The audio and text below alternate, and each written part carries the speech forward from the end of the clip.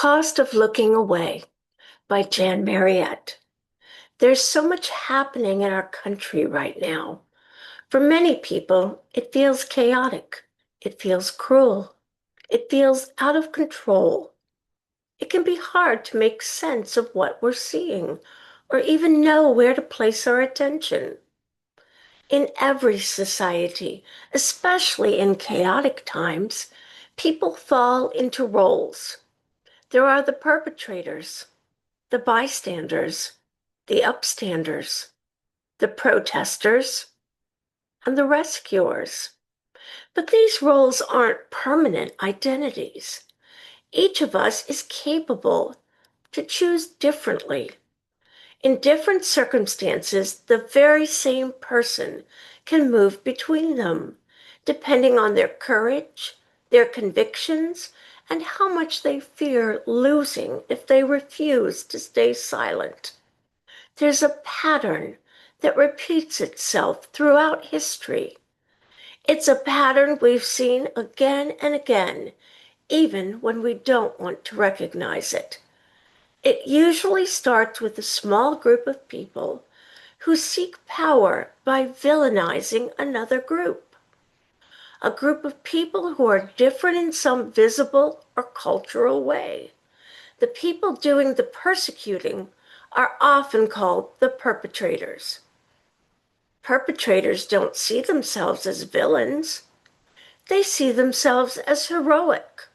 They're often ordinary people who convince themselves that harm is necessary, justified, deserved, or simply not their responsibility to question.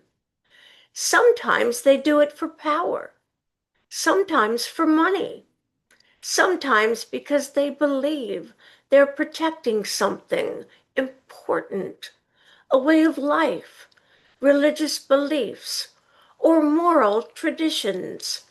They tell themselves stories that make their actions easier to live with.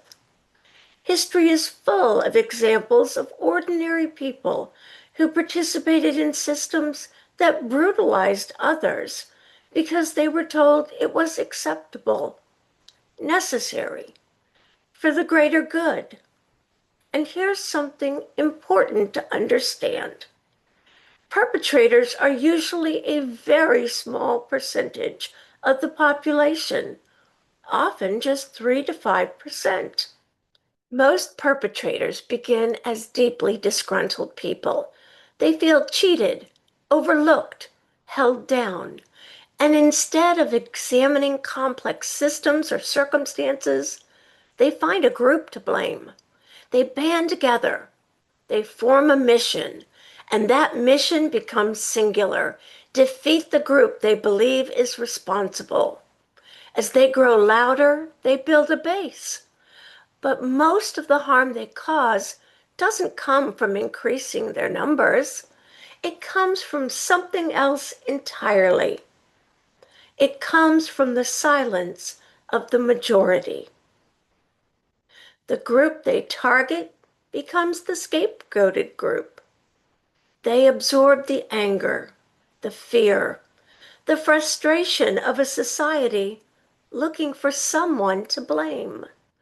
And when the majority stays silent, perpetrators grow bolder, more confident, more brazen, more brutal. Meanwhile, they repeat the same messages. This group is evil. They're criminals. They're dangerous. Because of them, you're not safe. Your children are not safe. They insist. They're taking your jobs. They're taking your money. You're struggling because of them. If they were gone, your life would finally be better. And here's the truth. Large-scale cruelty is rarely powered by millions of villains.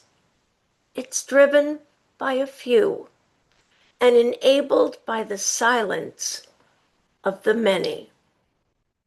The majority in any society are what we call the bystanders. They see what's happening. Many disagree, sometimes strongly, but they stay quiet, usually for one of three reasons: fear, personal benefit, or uncertainty. 60 to 70% of people in a society tend to fall here. They have opinions, but they keep them private. They don't participate in the cruelty, but they don't intervene either. They look away, pretend they don't notice. Sometimes they're afraid. Sometimes they don't want to lose their status or position. Sometimes they're overwhelmed. And often they assume someone else will step in. Bystanding feels safer than action. It preserves comfort. It protects your reputation. It avoids conflict. But silence has a price. And history shows us that widespread silence is what allows brutality to grow and spread. Then there are the upstanders, usually about 10 to 20%. These are the people who do speak out. Maybe not on stages, maybe not with microphones, but in conversations, in workplaces, in school board meetings, in quiet rooms where hard questions are asked. Upstanding is often small, personal, costly. It might mean challenging a policy at work, correcting information in a conversation, or refusing to laugh at a cruel joke. Upstanders make wrongdoing uncomfortable. They make silence harder to maintain, and sometimes that's enough to shift the tide. A smaller group, about 5 to 10%, become active protesters. They organize, they gather, they march, they write, they demand change. Some are injured, some are targeted, some lose jobs, status, and security. Protest is visible, and visibility carries risk. Perpetrators dismiss protesters as dramatic, extreme, disruptive. But protest has driven nearly every major expansion of rights in modern history. From the Boston Tea Party to jailed suffragists to the marchers crossing the Edmund Pettus Bridge in Selma to the 504 sit-in that helped pave the way for the Americans with Disabilities Act. None of it was comfortable. None of it was convenient. And all of it was necessary. Protest moves injustice from private discomfort into public view. And finally, the smallest group of all, often less than 3%. They are the rescuers. Rescuers intervene directly. They shield. They protect. They step between harm and the vulnerable. Rescuers rarely think of themselves as heroes. They simply recognize that silence has a cost they are unwilling to pay. People like Irina Sendler, Viola Liuzzo, and Nelson Mandela. They didn't act because it was safe. They acted because doing nothing was not something they could live with. We all like to imagine we'd be rescuers, but history tells us something harder. Very few people are willing to risk everything. Most of us turn away and stay silent. Here's the unsettling reality. Most of us have been in more than one category at different times.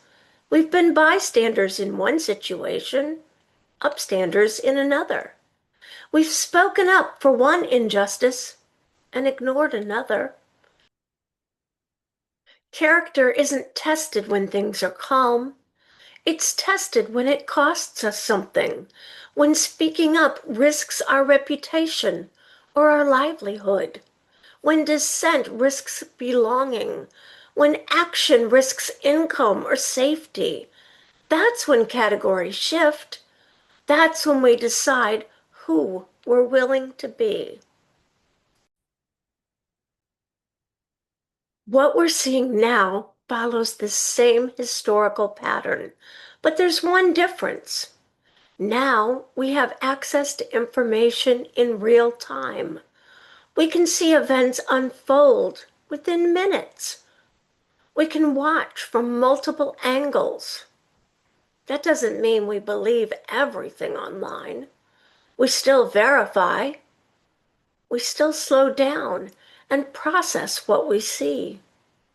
But when what we're told directly contradicts what we can see with our own eyes, we have a responsibility to pause, to think, to refuse to look away. Because refusing to look away can move someone from being a bystander to an upstander. And upstanders quietly and steadily change history. When we look back at hard periods in history, we don't ask what people believed privately. We look at what they did publicly. We remember the architects of brutality. We remember the quiet majority who did nothing. And we ask ourselves, how could they? Without realizing we're doing the exact same thing. We remember the ones who spoke out, the ones who resisted, the ones who sheltered and protected the persecuted. History doesn't remember our intentions, it remembers our actions.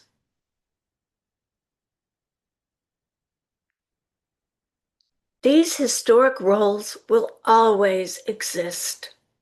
Perpetrators, bystanders, upstanders, protesters, and rescuers. The only real question is who we become when staying quiet would be easier. Silence feels safe. It keeps things calm. It keeps things comfortable. But silence always gives more power to the perpetrators and increases the brutality towards the persecuted. In the end, what will matter is not what we believed privately, but what we said aloud, what we demanded, and yes, what we did. Every action carries a cost, even silence, even looking away. The only question is, who will pay that cost? Jan Mariette here. Thanks for listening.